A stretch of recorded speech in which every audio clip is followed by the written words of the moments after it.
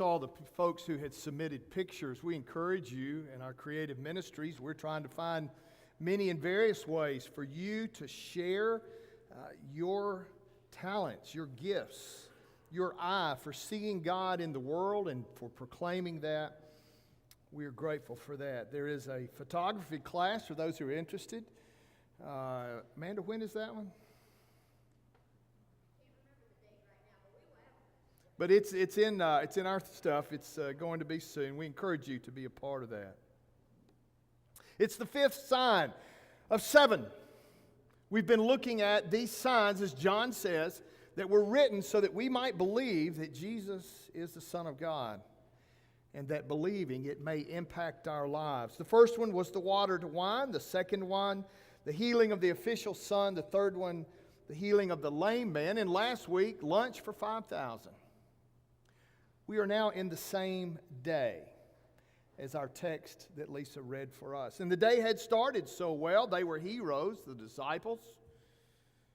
What with the boys' lunch that they had found and brought to Jesus, and then Jesus multiplying that lunch over and over, that food over and over, and feeding all of those people.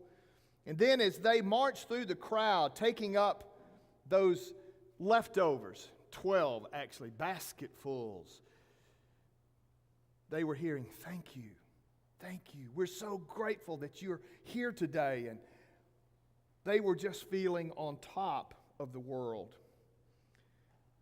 They began to hear, as Jesus did, they were going to make him king. And so Jesus says, "Boys, I'm going up into the hills to pray.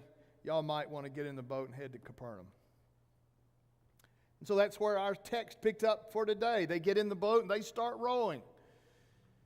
They're not quite sure where Jesus is or when he's going to meet with them, but they just do what he says.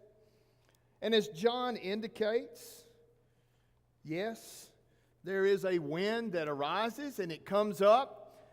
But in John does not talk about that event creating fear in them as some of the other gospel writers in the story record for us. He just simply says the wind came up. But the disciples keep rowing. It is not that which causes them to be afraid. Rather, they become very afraid. John reports, when they look up and they see Jesus walking across the water to them. And then Jesus identifies himself. "It is I, do not be afraid." And at that point they realize it is Jesus. They welcome him into the boat, and then John records, and you might have missed this, we're not told that the winds calm down or the storm goes away. Rather, that the boat more or less disappeared from where it was on the water and suddenly reappeared in Capernaum. And that's the end of the story. Pure and simple. What is it that John is telling us about who Jesus is? Surely walking on the water with as much ease as walking on a sidewalk is something to talk about.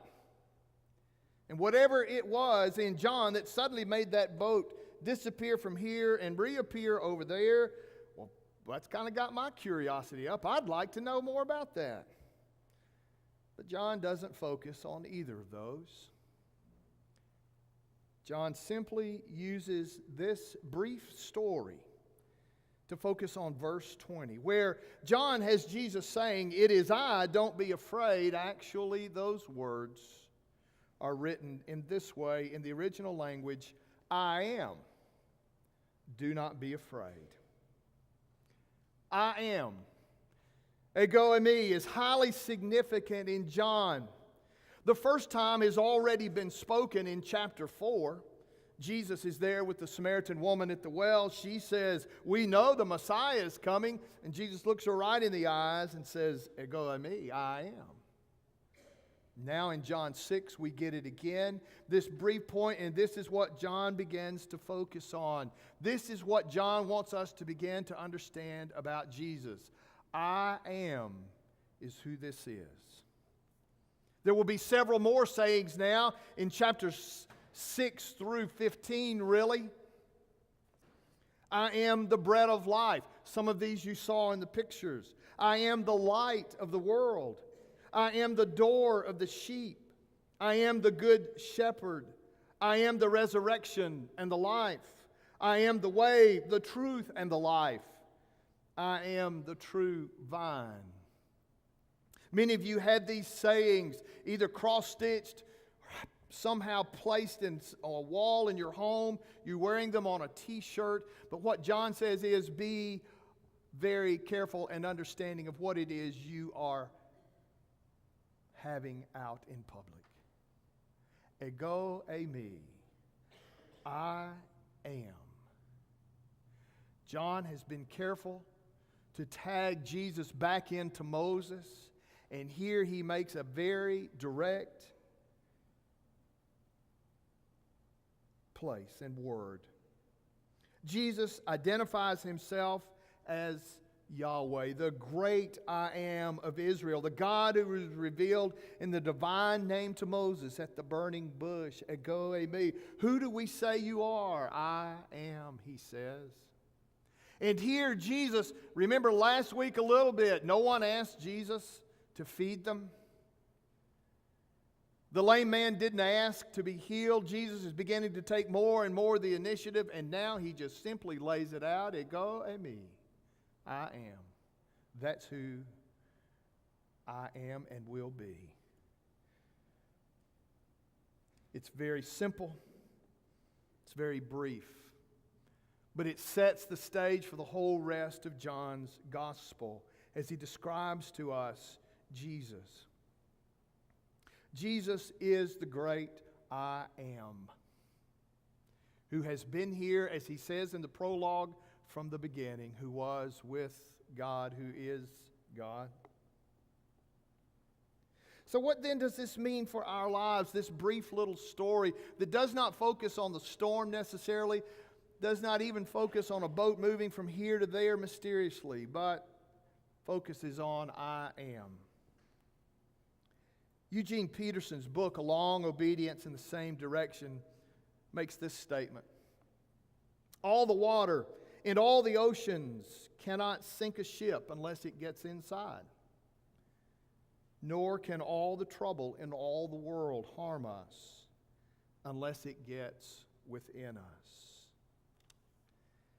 In this simple but brief story, we discover a Jesus who steps out of the prologue of John from the beginning into the midst of the world's struggles.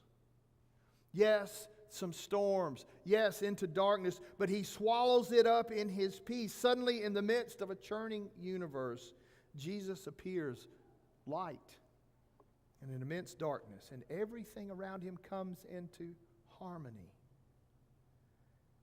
And so this week, I see Christ walking onto the water to meet his disciples. And in that moment of their struggles, he brings peace to them.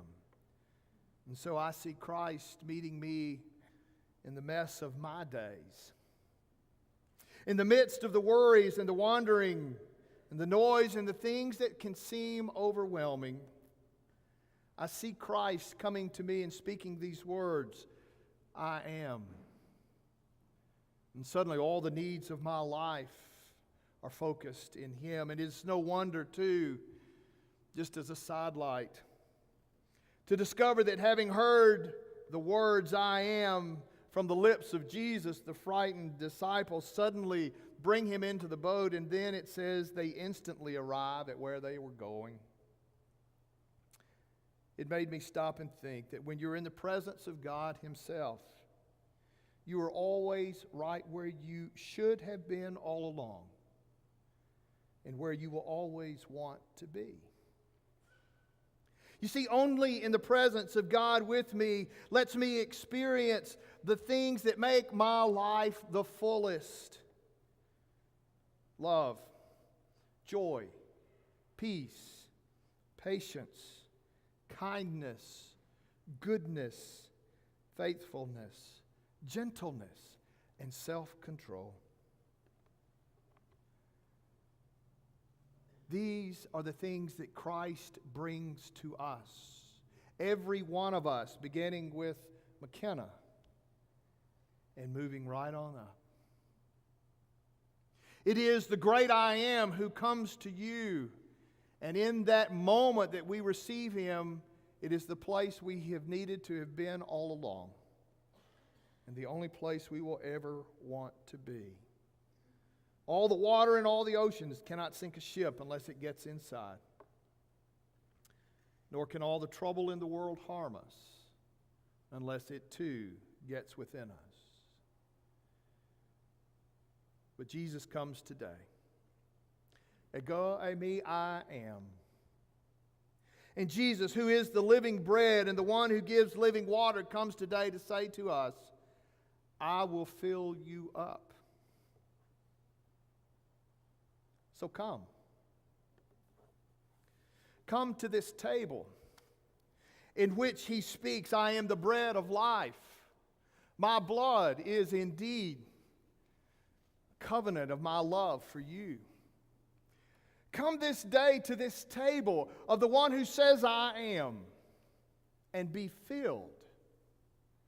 For as you take in communion, we speak of it symbolically, but let it be a powerful symbol this day to remind you that as you take the body of Christ, as you take the blood of Christ, indeed the great I Am is in you and with you. And wherever it is you are now, with the presence of God in your life, you will find that that's where you have needed to have been always. And that presence will fill every need that you have. So come to the table. As our deacons come forward to prepare to help serve,